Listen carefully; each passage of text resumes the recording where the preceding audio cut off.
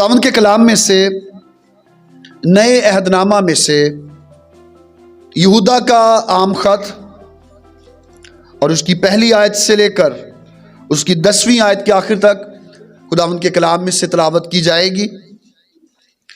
यहूदा का आम खत ये मुकाशवा की किताब से पहले बाइबल मुकद्दस में मौजूद है। नए अहदनामा में से यहूदा का आम खत उसकी पहली आयत से लेकर उसकी 10वीं आयत के आखिर तक खुदावंद के कलाम में से तिलावत की जाएगी। खुदावंद के कलाम में यूं मरकूम है, यहूदा की तरफ से जो यीशु मसीह का बंदा और याकूब का भाई है, उन बुलाए हुओं के नाम जो खुदा बाप में अजीज और यीशु मसीह के लिए महफूज हैं, रहम और इत्मीनान और मोहब्बत तुमको हासिल होती रहे। ऐ प्यारो, जिस वक्त मैं तुमको उस निजात की बाबत लिखने में कमाल कोशिश कर रहा था जिसमें हम सब शरीक हैं, तो मैंने तुम्हें ये नसीहत लिखना ज़रूर जाना कि तुम उस ईमान के वास्ते जाफिशानी करो जो मुकद्दसों को एक ही बार सौंपा गया था, क्योंकि बाज़ ऐसे शख्स चुपके से हम में आ मिले हैं जिनकी सज़ा का जिक्र कदीम ज़माने में पेशतर से लिखा गया था। ये बेदीन हैं और हमारे खुदा के फजल को शहवत परस्ती से बदल डालते हैं और हमारे वाहिद मालिक और खुदावंद यीशु मसीह का इनकार करते हैं।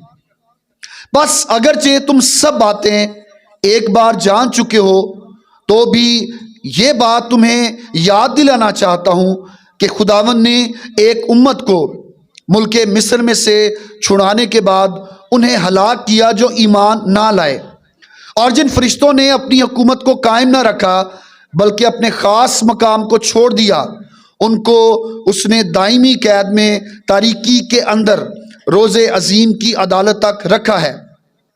इसी तरह सदूम और अमूरा और उनके आसपास के शहर जो उनकी तरह हरामकारी में पड़ गए और गैर जिस्म की तरफ रागिब हुए, हमेशा की सज़ा में गिरफ्तार होकर जाए इबरत ठहरे। तो भी ये लोग भी अपने वहमों में मुब्तला होकर उनकी तरह जिस्म को नापाक करते और हुकूमत को नाचीज़ जानते और इज़्ज़तदारों पर लान तान करते हैं। लेकिन मुकर्रब फरिश्ते मिकाईल ने मूसा की लाश की बाबत अबलीस से बहस व तकरार करते वक्त लान तान के साथ उस पर नालिश करने की जुर्रत ना की, बल्कि ये कहा कि खुदावन तुझे मलामत करे। मगर ये जिन बातों को नहीं जानते उन पर लान तान करते हैं और जिनको बेअकल जानवरों की तरह तबई तौर पर जानते हैं, उनमें अपने आप को ख़राब करते हैं। खुदावंद के पाक कलाम का पढ़ा और सुना जाना हम सबों के लिए बरकत का बायस ठहरे, आमीन। खुदावंद के कलाम में यहूदा का खत ये बाइबल मुकद्दस में एक ऐसी किताब या बाइबल मुकद्दस का एक ऐसा हिस्सा है जिस पर बहुत कम पैगामात दिए जाते हैं और चंद रासुकुल इत्काद ईमानदारों के अलावा, फंडामेंटल जो बाइबल बिलीवर्स हैं उनके अलावा बहुत कम ऐसे लोग हैं जो इस खत पर पैगाम देते हैं। और जब हम इस खत के बारे में ओरिजिन, जो कि एक बहुत बड़ा मजहबी स्कॉलर है, उसकी बात को पढ़ते हैं तो वो ये कहता है कि ये खत चंद सतूर पर यानी चंद लाइनों पर मबनी है, लेकिन आसमानी फजल के ताकतवर अल्फाज से भरा हुआ है।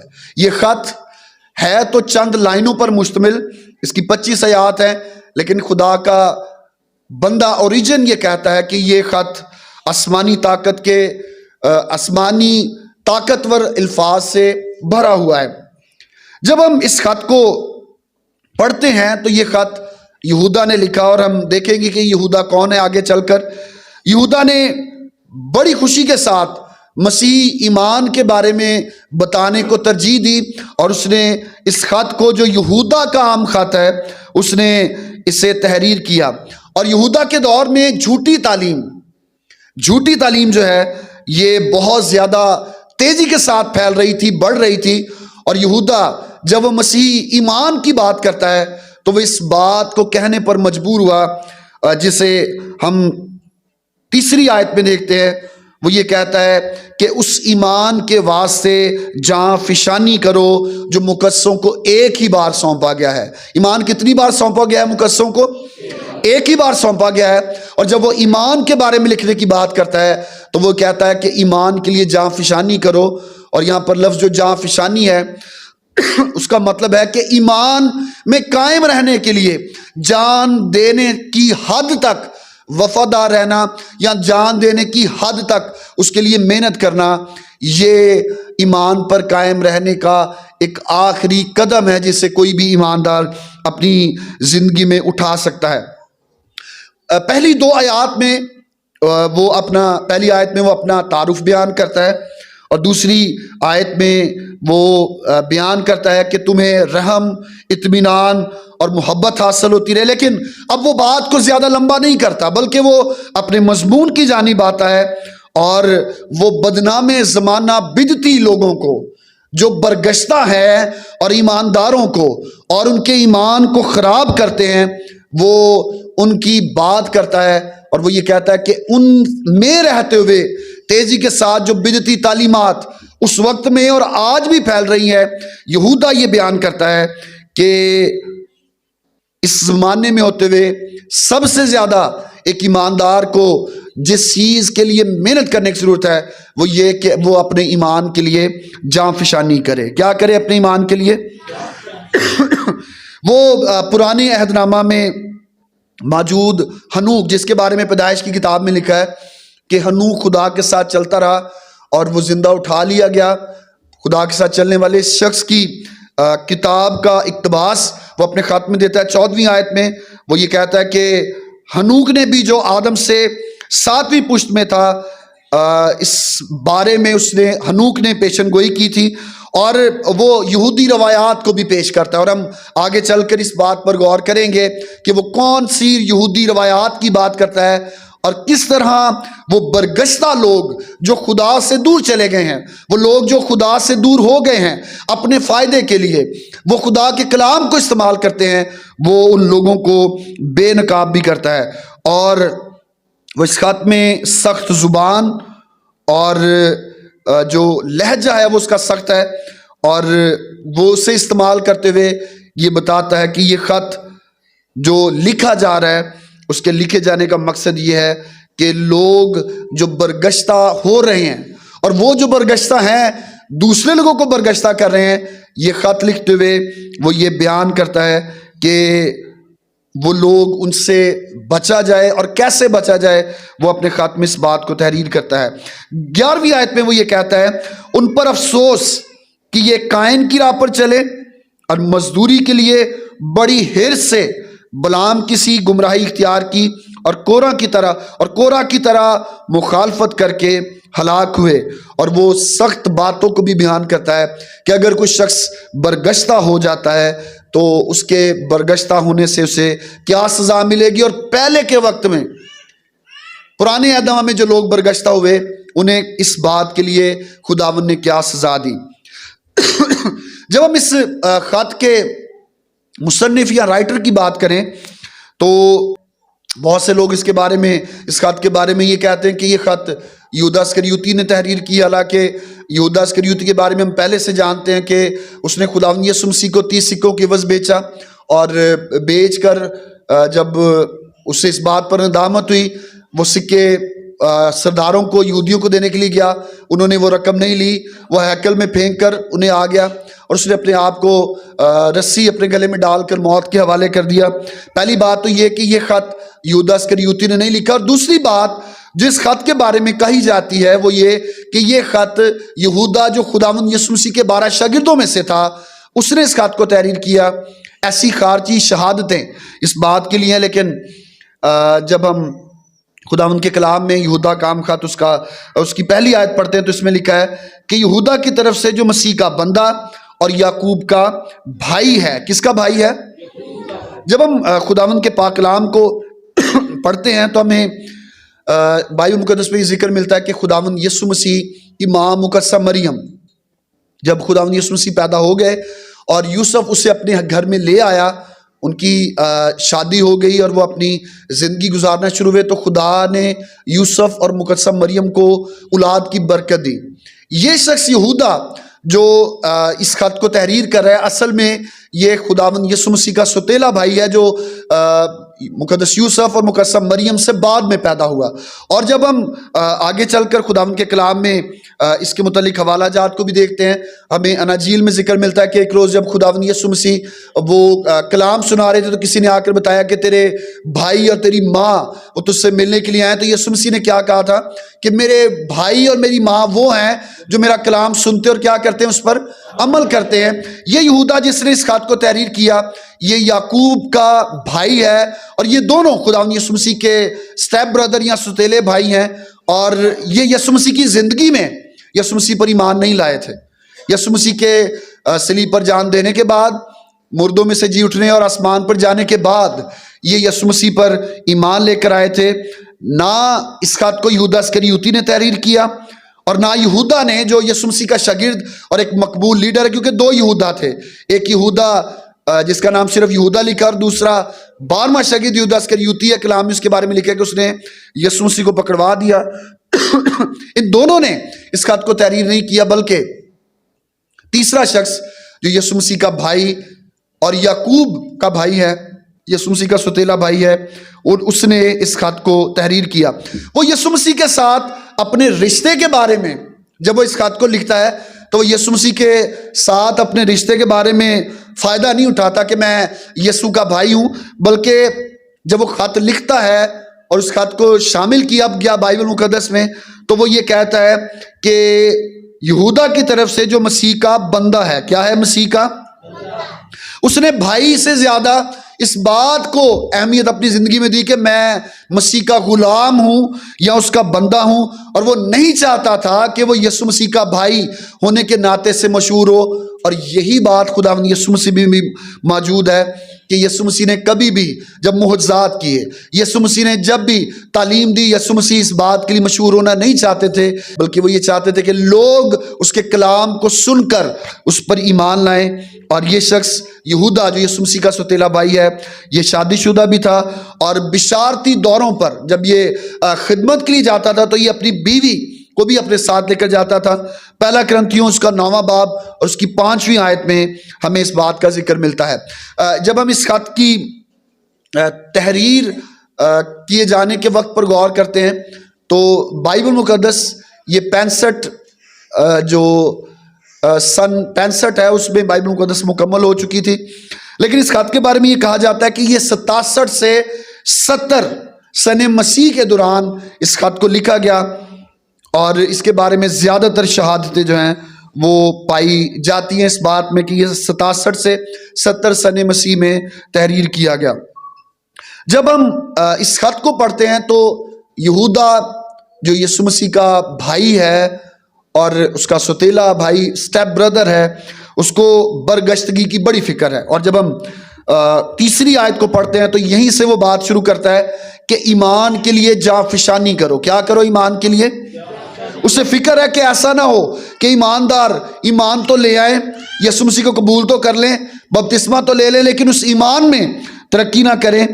تو اس سے فکر ہے کہ لوگ برگشتہ نہ ہو جائیں، کیونکہ اس کے دور میں مذہبی مفاد پرست افراد کلیسیا میں بڑے سرگرم تھے۔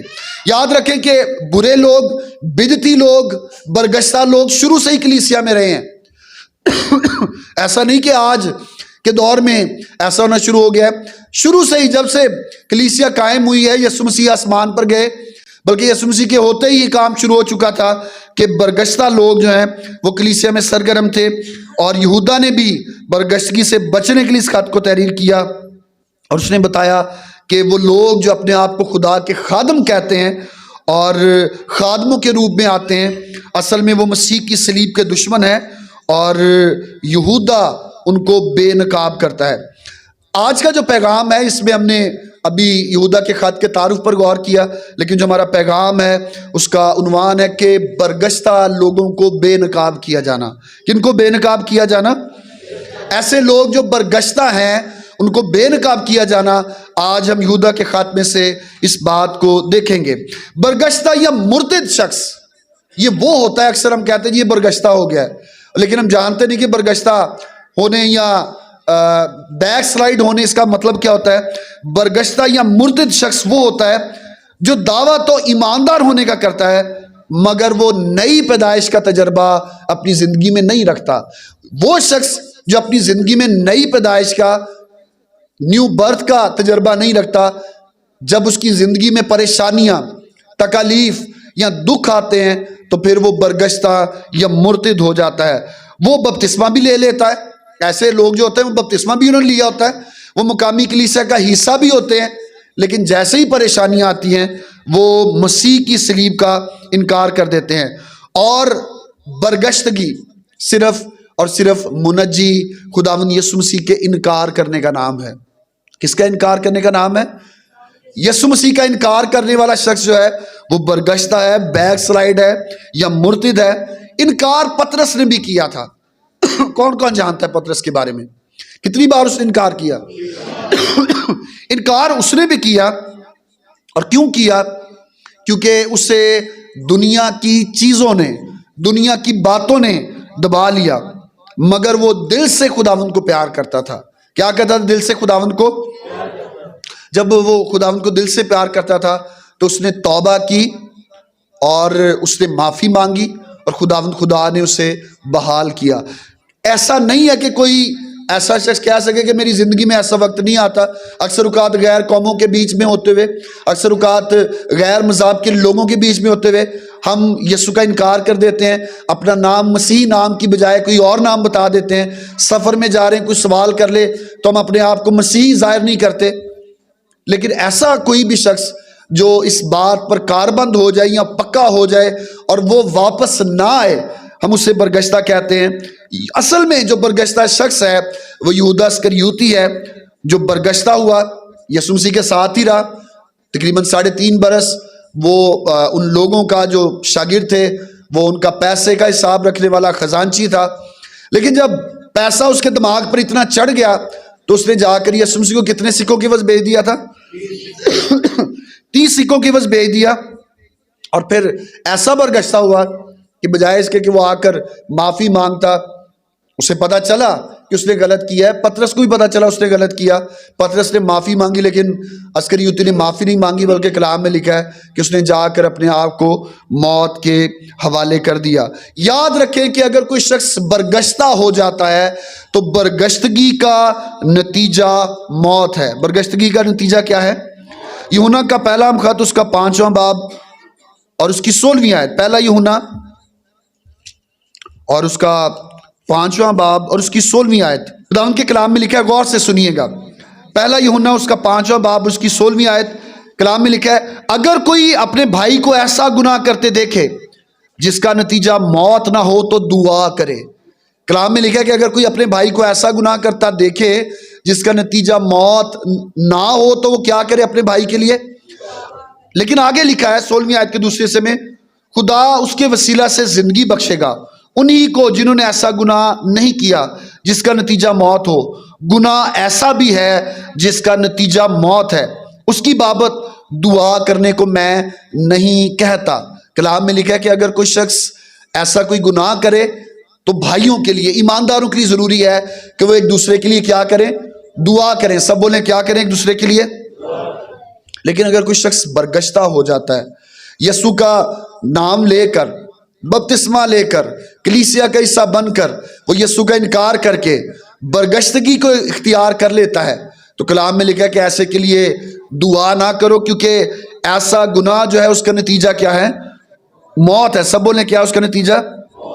اور کیوں دعا نہیں کرنی؟ عبرانیوں کا مصنف، عبرانیوں کے نام خط اس کا 10واں باب اس کی 26ویں اور 27ویں آیت میں کہتا ہے، میرے ساتھ نکالیے گا، کیونکہ حق کی پہچان حاصل کرنے کے بعد اگر ہم جان بوجھ کر گناہ کریں تو گناہوں کی کوئی اور قربانی باقی نہیں رہی، ہاں عدالت کا ایک ہولناک انتظار اور غضبناک آتش باقی ہے جو مخالفوں کو کھا لے گی۔ کلام میں لکھا ہے کہ اگر ہم خدا کے نام کو نجات کو، اس کے پیغام کو جان لیتے ہیں، یسوع پر ایمان لے آتے ہیں، ایمان کے لیے جان فشانی کرنا شروع کر دیتے ہیں، لیکن کرتے کرتے ہم برگشتہ ہو جاتے ہیں، تو خدا کے کلام میں لکھا ہے کہ جو ایک بار حق کی پہچان کر لیتا ہے، اگر وہ برگشتہ ہو جائے، اگر وہ اس حق بات سے، اگر وہ سچی بات سے پھر جائے، تو کلام میں لکھا ہے کہ گناہوں کی کوئی اور قربانی اس کے لیے باقی نہیں رہی۔ آج ہم اسی بات پر غور کریں گے کہ اگر کوئی برگشتہ ہے تو یہودا کیسے اس سے بے نقاب کرتا ہے۔ پہلی آیت جب ہم خداوند کے کلام میں اس کو پڑھتے ہیں، یہودا کام خاط اس کی پہلی آیت تو وہ یہ کہتا ہے کہ یہودا کی طرف سے جو مسیح کا بندہ اور یعقوب کا بھائی ہے، اور پہلی بات وہ یہ کہتا ہے کہ ان بلائے ہوں کے نام، کن کے نام؟ ایسا نہیں ہے کہ ہم ایمان لے آتے ہیں اور ہم سمجھے کہ جی میں چرچ میں کھڑا ہو کر میں نے دعا کی، میں نے چونکہ بپتسمہ لے لیا، میں چونکہ چرچ میں جاتا ہوں اس لیے میں ایماندار ہوں۔ کلام میں لکھا ہے کہ ہمیں بلایا گیا ہے، ہمیں کیا کیا گیا ہے؟ کلام میں یہ لکھا ہے یوحنا کی انجیل میں کہ کوئی باپ کے پاس نہیں آ سکتا جب تک باپ اسے اپنے پاس نہیں بلا لیتا یا کھینچ نہیں لیتا۔ تو اس کا مطلب یہ ہے کہ نجات، پہلی بات یہ کہ ہمارے کاموں سے ممکن نہیں، کیونکہ بلانے والا، ہمیں نجات میں لانے والا خداوند ہے۔ یہودا کہتا ہے کہ ہم بلائے ہوئے ہیں۔ دوسری بات یہ کہ خدا باپ میں ہم عزیز ہیں، ہم اس کے پیارے ہیں۔ اور تیسری بات یہ کہ ہم یسوع مسیح کے لیے محفوظ ہیں۔ ہم کیا ہیں یسوع مسیح کے لیے؟ اکثر اوقات ہماری زندگی جب ہم گزارتے ہیں تو ہم اپنی جسمانی ریاستوں پر بڑا فخر کرتے ہیں کہ بہت اچھی بات ہے دعا کرنا، خدا کے گھر میں جانا، چندہ ہدیہ دینا، اور ہم یہ سمجھتے ہیں کہ میں سب کچھ کر رہا ہوں، میں دوسرے لوگوں سے کتنا اچھا ہوں۔ میرے عزیزو یاد رکھیں، اگر خدا کسی کو توفیق نہ دے، اگر خدا کی مرضی نہ ہو تو کوئی بھی خدا کے پاس آ نہیں سکتا۔ ہمیں کسی بات میں فخر نہیں کرنا، کیونکہ ایسے بہت سارے لوگ ہیں جو ان باتوں پر فخر کرتے تھے، اور جب ایک وقت آیا انہوں نے مسیح کا انکار کر دیا۔ اسکریوتی کے بارے میں دیکھیں، پطرس کے بارے میں دیکھیں، پطرس جو یہ دعویٰ کرتا ہے کہ اے خداوند میں تو تیرے ساتھ کیا کرنے کے لیے تیار ہوں؟ جان دینے کے لیے، قتل ہونے کے لیے بھی تیار ہوں، لیکن جب جان دینے کی بات آئی تو اس نے انکار کیا اور کیا کہا کہ میں اس شخص کو نہیں جانتا۔ پہلی بات یہ کہ اگر ہم خداوند میں محفوظ رہنا چاہتے ہیں تو ہم اپنی زندگی پر، اپنے کاموں پر اور اپنی جسمانی ریاضت پر بھروسہ نہ کریں، کیونکہ خداوند نے ہمیں بلایا ہے، کیونکہ ہم اس کے پیارے ہیں، اور یسوع مسیح کے وسیلہ سے، یسوع مسیح کے لیے ہم محفوظ ہیں۔ ہم اپنے کاموں پر اور اپنی ریاستوں پر بھروسہ نہ کریں۔ پھر دوسری آیت میں لکھا ہے کہ رحم، اطمینان، محبت تم کو حاصل ہوتی رہے۔ اگر ہم برگشتگی سے بچنا چاہتے ہیں، اگر ہم یہ چاہتے ہیں کہ ہم بیک سلائیڈ نہ ہوں، اگر ہم یہ چاہتے ہیں کہ ہم ایمان میں مضبوط رہیں، تو ہمیں خدا کے رحم کی ضرورت ہے کہ وہ ہم پر رحم کیے رکھے۔ بہت سارے لوگ ہیں جب بیماریاں، دکھ تکلیف، کمزوریاں زندگی میں آتی تو ایسے وقت میں وہ خداوند کا انکار کر دیتے ہیں۔ جب زندگی میں پریشانیاں آتی ہیں تو ایسے وقت میں وہ خداوند کا انکار کر جاتے ہیں، خدا کے رحم کے بغیر۔ اور وہ اطمینان جو وہ ہمیں بخشتا ہے، جب تک وہ ہماری زندگی میں نہیں آتا، میرے عزیزو ہم خدا میں قائم نہیں رہ سکتے۔ اور تیسری بات یہ کہ خدا کی محبت اگر وہ ہماری زندگی میں نہیں تو پھر بھی یہ شک باقی ہے کہ ہم برگشتہ ہو جائیں گے، برگشتگی ہماری زندگی میں آ جائے گی۔ تیسری آیت میں خدا کا بندہ یہ کہتا ہے کہ اس ایمان کے واسطے جان فشانی کرو جو مقدسوں کو ایک ہی بار سونپا گیا ہے۔ ایمان کتنی بار سونپا گیا ہے؟ ابھی ہم نے آیات پڑھی کہ اگر کوئی برگشتہ ہو جاتا ہے تو اسے توبہ کے لیے نیا بنانا ناممکن ہے۔ کوئی قربانی، کوئی ایسی چیز نہیں ہے کہ اگر کوئی برگشتہ ہو گیا ہے تو وہ اسے کرے سوائے خدا کے فضل کے۔ پہلے تو جب ہم گناہ میں ہوتے ہیں، یسوع پر ایمان لے آتے ہیں، یسوع پر ایمان لانے کے وسیلہ سے ہمارے گناہ معاف ہوتے ہیں، لیکن اگر ہم بار بار تنبیہ پا کر گردن کشی کرتے ہیں تو کلام میں لکھا ہے کہ توبہ کے لیے نیا بنانا ناممکن ہے۔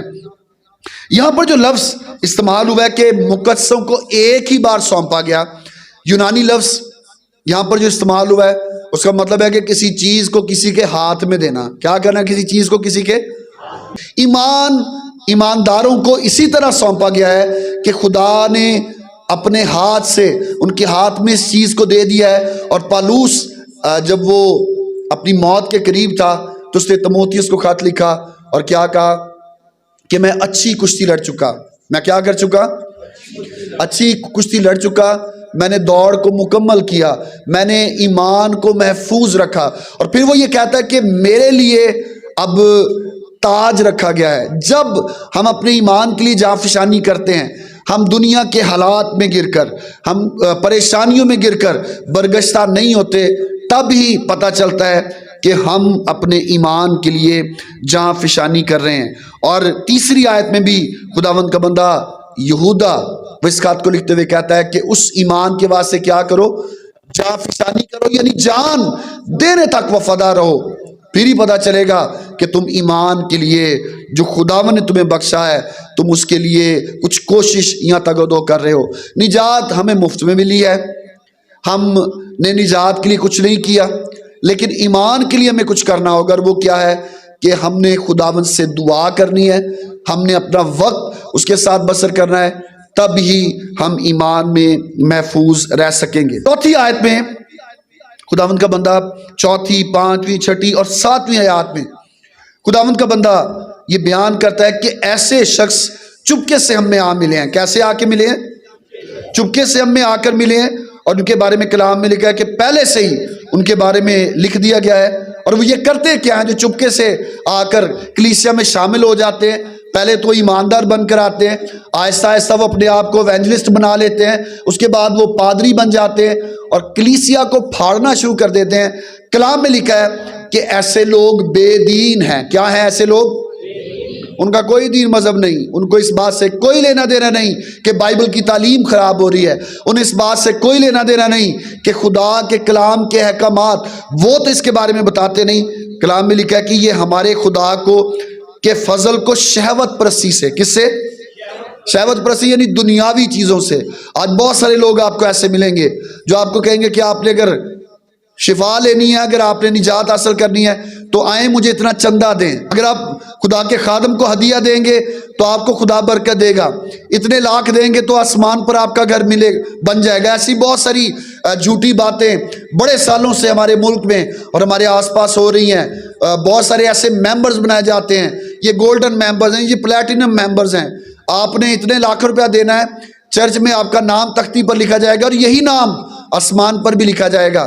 خداوند کا بندہ یہ کہتا ہے کہ ایسے لوگ برگشتہ ہیں، اور لکھا ہے کہ یہ خدا کے فضل کو شہوت پرستی سے بدل کر ہمارے واحد مالک اور خداوند یسوع مسیح کا انکار کرتے ہیں. کیا کرتے ہیں؟ ایسی باتوں کو کرنے سے خداوند یسوع مسیح کا چرچ میں ہدیہ دینا اچھی بات ہے، خدا کے خادم کی عزت کرنا اچھی بات ہے، لیکن اگر ہم یہ سمجھے کہ ایسا سب کچھ کرنے سے ہماری نجات کے اندر جو کام ہے وہ بڑھیں گے اور ہم نجات یافتہ اور زیادہ مضبوط نجات یافتہ بنیں گے، یہ خدا کے فضل کو شہوت پرستی سے بدلنے کی بات ہے.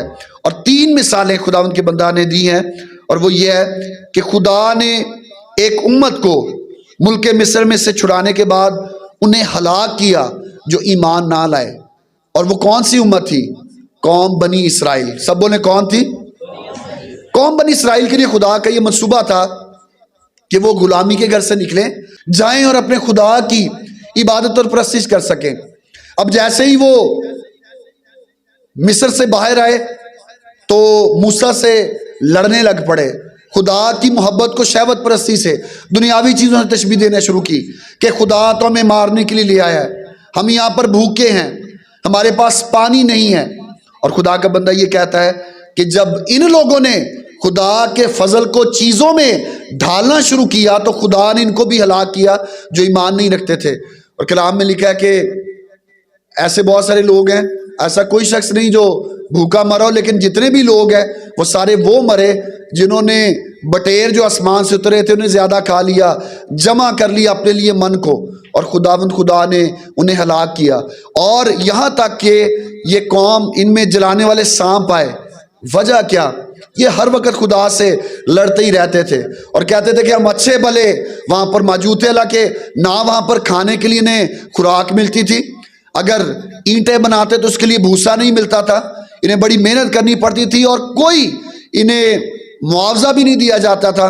خدا جب انہیں غلامی کے گھر سے نکال آیا تو یہ برگشتہ ہو گئے، اور برگشتگی میں انہوں نے خدا ان کے خلاف بڑبڑانا شروع کیا۔ دن کو دھوپ لگ رہی تو خدا سے ناراض ہیں، خدا نے بادل بھیج دیا پھر بھی ناراض ہیں، رات کو تو اندھیرا ہوتا ہے ہمیں کوئی جنگلی جانور مار دے گا۔ خدا کے فضل کو شہوت پرستی سے، دنیا کی چیزوں سے بدل ڈالا۔ میرے عزیزو، آج بھی ایسے بہت سارے لوگ ہیں جو آپ کو ایسی تعلیمات دیں گے، وہ خود بھی برگشتہ ہیں، خدا سے دور ہیں، وہ آپ کو ایسی تعلیمات میں ڈالنے کی کوشش کریں گے کہ وہ خدا کے فضل کو دنیاوی چیزوں سے بدلیں گے۔ آج کل خوشحالی کی انجیل، پراسپیرٹی گاسپل جو ہے وہ بڑی عام ہے۔ اگر آپ کو بتایا جائے گا کہ اگر آپ خدا کے ساتھ چلتے ہیں تو یہ ایسا ہو ہی نہیں سکتا کہ آپ کی زندگی میں تکلیفیں ہوں، دکھ ہوں۔ ایسی خوشحالی کی انجیل سنائی جا رہی ہے کہ اگر آپ چرچ میں آتے تو تانوں کچھ نہیں ہو سکتا، حالانکہ اگر ہم بائبل مقدس میں دیکھیں جتنے خدا کے لوگ ہیں، یہاں تک کہ مسیح کے بارے میں بھی لکھا ہے کہ اس نے دکھ اٹھا اٹھا کر فرما برداری سیکھی۔ ابتدائی کلیسیا کے لوگ جو یسوع پر ایمان رکھتے تھے، انہوں نے اپنے بچوں کو اپنے سامنے بھوکے شیروں کے سامنے جاتے ہوئے دیکھا، ان کو آروں سے چیر دیا گیا، یعنی یسوع پر ایمان رکھنے کے باعث ایسا کیا، ان کے ساتھ ایسا کیا گیا، لیکن انہوں نے کسی بھی بات کو شہوت پرستی کے ساتھ نہیں ڈالا کہ ہم کس خدا کی پرستش کر رہے ہیں۔ بنی اسرائیل قوم جب وہ بھی ملک مصر سے نکل آئے تو ان کی چیزیں یہی تھی، روٹی کہاں سے ملے گی، پانی کہاں سے ملے گا، دھوپ بہت زیادہ ہے، اندھیرا بہت زیادہ ہے، ہمارا خدا تو نظر نہیں آتا، بچڑا بنا لیا۔ کلام میں لکھا ہے کہ جو ایمان نہیں لائے خدا نے انہیں بیابانی سفر میں کیا کیا، ہلاک کر دیا۔ کیا کر دیا؟ دوسری مثال فرشتوں کی دی گئی ہے جو آسمان پر تھے، اور ہمیں خدا ان کے کلام میں ذکر ملتا ہے کہ لوسیفر، اس نے خدا کے تخت کے قریب رہتے ہوئے بغاوت کی، اور کیا کہا؟ کلام میں لکھا ہے کہ اس نے کہا کہ میں خدا سے اونچا کیا بناؤں گا؟ تخت بناؤں گا۔ رہتا خدا کے پاس ہے، رہتا اس کی حضوری میں ہے، لیکن دل میں بات کیا ہے؟ خدا کا فضل جو اس پر ہو رہا ہے کہ اس کے پروں کا سایہ خدا کے تخت پر پڑتا تھا، خدا کے سب سے قریب تھا لوسیفر، اور اس کے پروں سے خوبصورت موسیقی نکلتی تھی، لیکن کیا ہوا کہ اس نے خدا کے تخت کے قریب رہتے ہوئے اپنے لیے چیزوں کو، اختیارات کو حاصل کرنا شروع کیا۔ وجہ ایک ہی ہے کہ وہ برگشتہ ہو گیا تھا۔ وہ کیا ہو گیا تھا؟ چھٹی آیت میں لکھا ہے، اور جن فرشتوں نے اپنی حکومت کو قائم نہ رکھا بلکہ اپنے خاص مقام کو چھوڑ دیا، ان کو اس نے دائمی قید میں تاریکی کے اندر روز عظیم کی عدالت تک رکھا ہے۔ چیزیں، اختیارات، یہ سب کچھ آج بھی انسان چاہتے ہیں۔ یہ خدا کا فضل ہوا، لیکن اس فضل میں دنیاوی چیزیں آ گئی ہیں کہ میرے پاس اختیارات ہوں، لوگ میرے نیچے ہوں، وہ مجھے صاحب کہہ کر یا استاد کہہ کر پکاریں، اور یہ سب کچھ ابلیس نے بھی کیا۔ اور کلام میں لکھا ہے کہ خدا نے ان کے خاص مقام سے انہیں کیا کر دیا؟ ہٹا دیا۔ کیا کر دیا انہیں؟ اور تیسری مثال خداوند کا بندہ سدوم اور عمورہ کے لوگوں کی دیتا ہے، وہ بھی برگشتہ ہو گئے، اور کلام میں لکھا ہے کہ ان کی برگشتگی کیا تھی کہ سدوم اور عمورہ اور ان کے آس پاس کے شہر جو ان کی طرح حرام کاری میں پڑ گئے اور غیر جسم کی طرف راغب ہوئے، ہمیشہ کی سزا میں گرفتار ہو کر جائے عبرت ٹھہرے۔ اور ہم یہ جانتے ہیں کہ جب انہوں نے بھی برگشتہ ہو کر اپنی دنیاوی اور جسمانی خواہشات کو پورا کرنا چاہا تو خدا نے آسمان سے آگ اور گندک برسائی۔ لوط اور اس کی بیٹیاں اور اس کی بیوی، ان کو شہر میں سے نکالا گیا، لیکن لوط کی بیوی بھی وہ ان چیزوں کی خواہش رکھتی تھی۔ جو کلام میں لکھا ہے کہ اس نے مڑ کر دیکھا تو وہ وہیں پر نمک کا ستون بن گئی۔ بیٹیاں جب وہ باہر نکلی تو جو کچھ گناہ انہوں نے کیا ان کا بھی ذکر ہمیں خدا ان کے کلام میں ملتا ہے، اور یہودا یہ کہتا ہے کہ ایسے لوگ چپکے سے ہم میں آ ملے ہیں اور ان کی سزا کا ذکر قدیم زمانہ میں پیشتر سے لکھا گیا ہے۔ 3 مثالیں، مصر سے نکلے والے اسرائیلی، فرشتے جو آسمان پر تھے، اور سدوم اور امورا کے لوگ۔ انہوں نے جب یہ سب کچھ اپنایا تو کلام میں لکھا ہے کہ خدا کا غضب ان پر آیا۔ اور میرے عزیزو، آج بھی ایسے بہت سارے لوگ ہیں جو برگشتہ ہو کر ان چیزوں کے پیچھے جاتے ہیں۔ وہ آج لڑکیوں کو دیکھ لیں جو غیر مذہب کی جانب راغب ہو رہی ہیں۔ وجہ کیا کہ جی وہاں پر کوئی آنکھوں کو اچھا لگا، اس کے پاس بڑی دولت ہے۔ آج لوگ آئے روز ہم سنتے ہیں کہ جی مسیح کو چھوڑ جاتے ہیں، کہ جو کسی نے کہا تھا کہ اگر آپ مسیح کو چھوڑ دو گے تو ہم آپ کو اچھی نوکری دے دیں گے، ہم آپ کو گھر بڑا اچھا دے دیں گے۔ میرے عزیزو، یہ سب چیزیں ہمیں برگشتگی کی جانب لے کر جاتی ہیں۔ اچھی بات ہے کہ ہمارے پاس چیزیں ہوں، لیکن خداوند سے مانگیں۔ اگر آپ کے پاس یہ چیزیں نہیں تو یسوع کا منجی کا انکار نہ کریں، کیونکہ کلام میں لکھا ہے کہ ایمان کے لیے جاں فشانی کریں۔ ایمان کتنی بار سونپا گیا ہے مقدسوں کو؟ ایک ہی بار سونپا گیا ہے۔ اور 8ویں آیت میں ان کے کلام میں لکھا ہے، تو بھی یہ لوگ بھی اپنے وہموں میں مبتلا ہو کر ان کی طرح جسم کو ناپاک کرتے اور حکومت کو ناچیز جانتے اور عزت داروں پر لان تان کرتے ہیں۔ ایسے جتنے بھی لوگ ہیں جو برگشتہ ہیں، ایسے لوگ جو برگشتہ ہیں وہ ہمیشہ ہی خداوند کے لوگوں کے بارے میں لان تان کرتے ہیں۔ اور یہودا بھی اس بات کو بیان کرتا ہے کہ وہ چونکہ خود برگشتہ ہیں، اسی لیے وہ کلام کی باتوں کا خیال نہیں کرتے، اسی لیے وہ تعلیمات کو بھول جاتے ہیں۔ ایسا نہیں کہ میں خدا کا خادم ہوں اور میں اٹھوں اور کہوں کہ جلدی سے آئیں بپتسمہ لے لے۔ بپتسمہ لینے کے لیے بھی ضروری ہے کہ تعلیم دی جائے اور سکھایا جائے، اور پھر خدا کی مرضی اس زندگی کے بارے میں ظاہر ہو، اور وہ زندگی خود بھی اس بات کے لیے ایگری ہو کہ وہ بپتسمہ لینا چاہتی ہے۔ ایسے بہت سارے لوگ جو برگشتہ ہیں، صرف ایک ہی تعلیم کو اپنی زندگی میں یاد رکھتے ہیں، وہ بھی خدا کے خادموں پر ایسی بات چیت کرتے اور لان تان کرتے ہوئے ملتے ہیں۔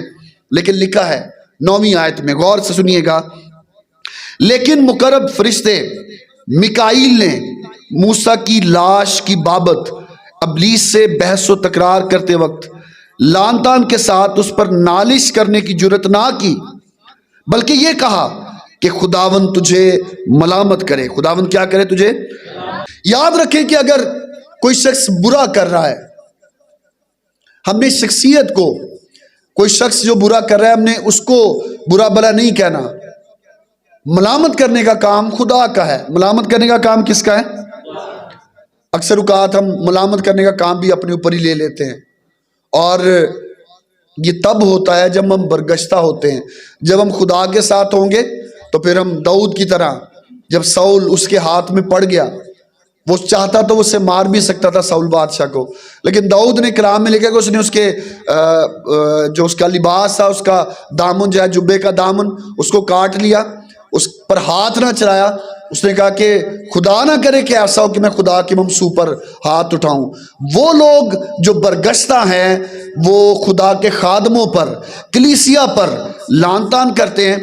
کلام میں لکھا ہے کہ ایک وقت ایسا بھی آیا جب میکائیل فرشتہ، جسے ہم مائیکل اینجل کہتے ہیں، جو جنگجو فرشتہ ہے، وہ موسیٰ کی لاش کے بارے میں بحث و تکرار کر رہا ہے، اور لکھا ہے کہ ابلیس کے ساتھ اس کی بحث و تکرار ہو رہی ہے۔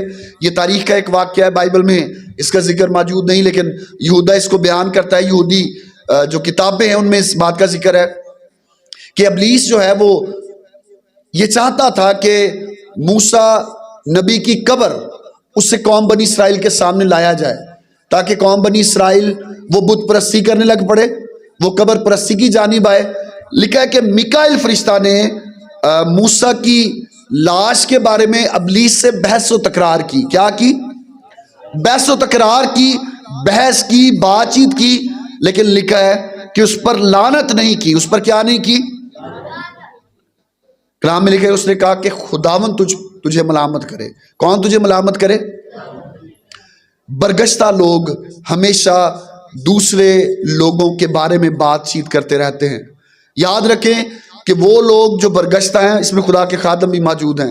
ایسے بہت سارے خادمین بھی ہیں جو برگشتہ، اندر سے وہ برگشتہ ہو چکے ہیں، انہوں نے یسوع کا انکار کر دیا ہے، وہ شہوت پرستی، خدا کے فضل کو شہوت پرستی سے بدل چکے ہیں۔ کلام میں لکھا ہے کہ برگشتہ لوگ دوسروں پر ملامت کرتے ہیں، لیکن میکائیل فرشتے نے ایسا نہیں کیا۔ اس نے کہا خدا تجھے ملامت کرے، خدا کیا کرے تجھے۔ لکھا ہے مگر یہ جن باتوں کو نہیں جانتے ان پر لعن طعن کرتے ہیں، اور جن کو بے عقل جانوروں کی طرح طبعی طور پر جانتے ہیں ان میں اپنے آپ کو خراب کر لیتے ہیں۔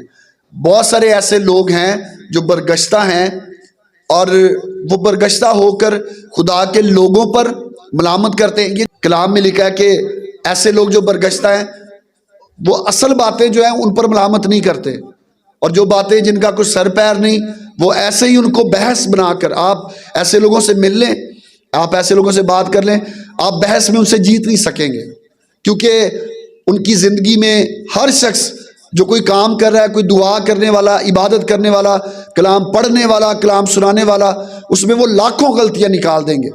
کلام میں لکھا ہے کہ وہ طبعی طور پر ان باتوں کو نہیں جانتے، بے عقل جانوروں کی مانند ہے۔ کلام میں لکھا ہے کہ ان پر افسوس، ان پر کیا ہے؟ یہ قائن کی راہ پر چلتے ہیں۔ کس کی راہ پر؟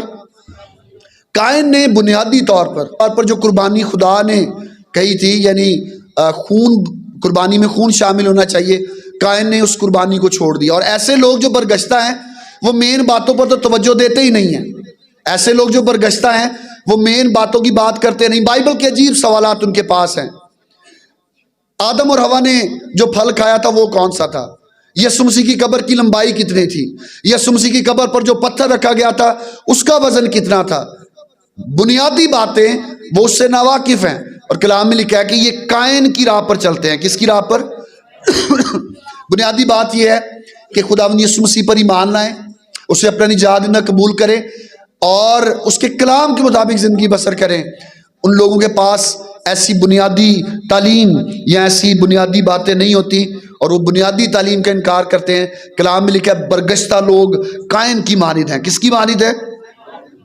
اور لکھا ہے بلعام کسی گمراہی اختیار کی اور کورہ کی طرح مخالفت کر کے ہلاک ہوئے۔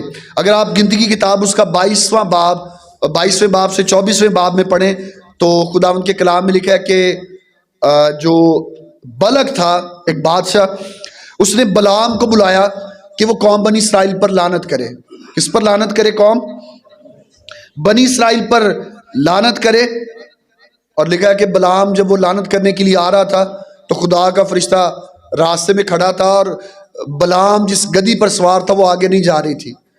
تو جب گدی آگے نہیں جا رہی تھی تو بلعام اسے بار بار مارتا ہے، تو گدی بول پڑی اور اس نے کہا کہ سامنے خدا کا فرشتہ کھڑا ہے، میں تجھے آگے نہیں لے کر جا سکتی۔ اس نے کہا تو اس کی گدی بولی، اس نے کہا کہ میں نے آج تک تیرے ساتھ اچھا ہی کیا، تو مجھے بار بار کیوں مارتا ہے؟ میں نہیں جا سکتی۔ بلعام نے یہ چاہا کہ وہ قوم بنی اسرائیل پر لعنت کرے، لیکن خدا نے اسے لعنت کرنے نہیں دی، بلکہ جب بھی اس کا منہ کھلا اس کے لیے برکت نکلی۔ اور ایسے بہت سارے لوگ ہیں جو ہر روز اٹھتے ہیں، ان کا مقصد صرف اور صرف خادمین پر، ایمانداروں پر، کلیسیا پر لعنت کرنا، ان میں سے کیڑے نکالنا، انہیں برا برا کہنا ہے۔ کلام میں لکھا ہے کہ یہ برگشتہ لوگ بلعام کسی گمراہی اختیار کر گئے ہیں۔ اور تیسری مثال کورہ کی ہے۔ کس کی ہے؟ بنی کورہ کی ہے، اور اس کا ذکر بھی ہمیں خداوند کے کلام میں گنتی کی کتاب اور اس کے 16ویں باب میں ملتا ہے۔ اور غور سے سنیے گا کورہ کا گناہ کیا تھا۔ اس نے موسیٰ اور ہارون کی مخالفت کی تھی۔ کس کی مخالفت کی تھی؟ مخالفت کر کے یہ کہا کہ کیا خدا صرف موسیٰ اور ہارون سے ہی بات کرتا ہے؟ اس نے داتن اور ابیرام ان کو بھی اپنے ساتھ ملایا اور کہا کہ جی پتہ چل جائے گا۔ خدا کا بندہ موسیٰ نبی جو ہے، اس نے کہا کہ یہ ہم نہیں ہیں، خدا ہے جس نے ہمیں چنا۔ اور آج بہت سارے لوگ ہیں جو خدا کے چنے ہوئے لوگوں پر لعنت کرتے ہیں، ہر وقت ان کے بارے میں بری باتیں کہتے رہنا۔ میرے عزیزو، ہم کسی شخص کو کچھ نہیں کہہ سکتے، اگر تو اس میں کلام کے حوالہ سے تعلیمی طور پر کوئی غلطی موجود ہے تو ہم جائیں اس کے پاس، جا کر اسے بتائیں۔ لیکن یہ کہنا کہ ایک اللہ ہی پادری ہے جی، اور کوئی پادری نہیں ہو سکتا، کلام نہیں سنا سکتا، ایسے لوگ وہ ہیں جو برگشتہ ہیں۔ ایسے لوگ کون ہیں؟ برگشتہ ہیں۔ اور برگشتہ لوگ کلام میں لکھا ہے کہ وہ قائن کی مانند ہیں، خدا کے کلام کی بنیادی تعلیم کا انکار کرتے ہیں۔ وہ بلعام کی مانند ہیں، اور اسی طرح خدا ان کے کلام میں لکھا ہے کورہ کی مانند ہیں، جو خدا کے ممسوح اور اس کے لوگوں کو ناچیز جانتے ہیں، خدا کے انتظام کے مخالف ہوتے ہیں۔ اور آج بہت سارے ایسے لوگ ہیں جو اس جگہ کو چاہتے ہیں۔ اس جگہ سے میری مراد جہاں پر خادمین بیٹھتے ہیں، یہ جگہ جہاں پر کھڑے ہو کر کلام سنایا جاتا ہے، وہ برگشتہ لوگ اس جگہ کو چاہتے ہیں اور وہ اپنے طریقے سے خدا کا کام کرنا چاہتے ہیں۔ لیکن یہودا یہ کہتا ہے کہ ایمان کے لیے جاں فشانی کرو جو مقدسوں کو ایک ہی بار سونپا گیا ہے۔ اگر ہم نے ایمان کو اپنی اس مٹھی کو کھول دیا، وہ ایمان جو ہماری زندگی میں ہے ہم نے اسے گوا دیا، تو کلام میں لکھا ہے ایسے لوگوں کو توبہ کے لیے نیا بنانا ناممکن ہے۔ کیا ہے؟ ناممکن ہے۔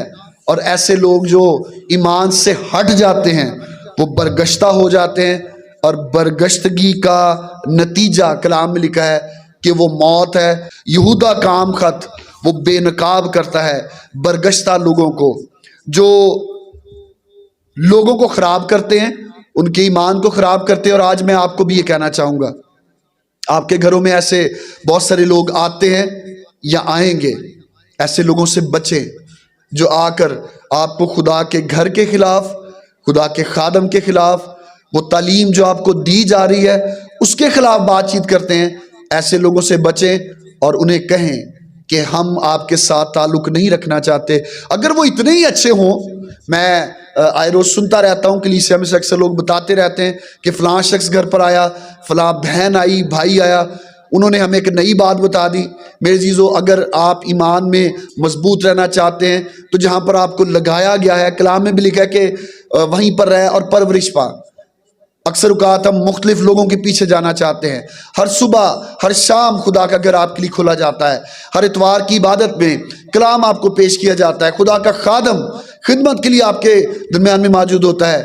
مجھے اور آپ کو یہ چاہیے کہ ہم وہ ایمان جو خدا نے میں دیا ہے، ہمیں سونپا ہے، ہمارے ہاتھ میں دیا گیا ہے، ہم اس ایمان کے واسطے جاں فشانی کریں تاکہ ہم ایمان میں مضبوط رہیں۔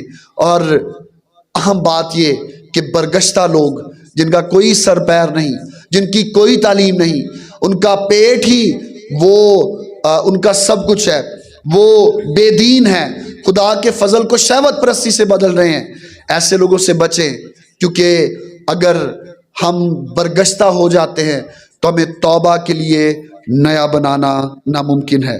خدا ہم اس کلام کی وسیلہ سے ہمیں برکت بخشے اور ہمیں یہ توفیق بخشے کہ ہم ایمان میں مضبوط رہیں، ایمان میں قائم رہیں، اور اس ایمان کے لیے جو ہمیں سونپا گیا ہے ہمیشہ اس ایمان کے لیے جاں فشانی کرتے رہیں۔ خدا ہم سبوں کو برکت بخشے، آمین۔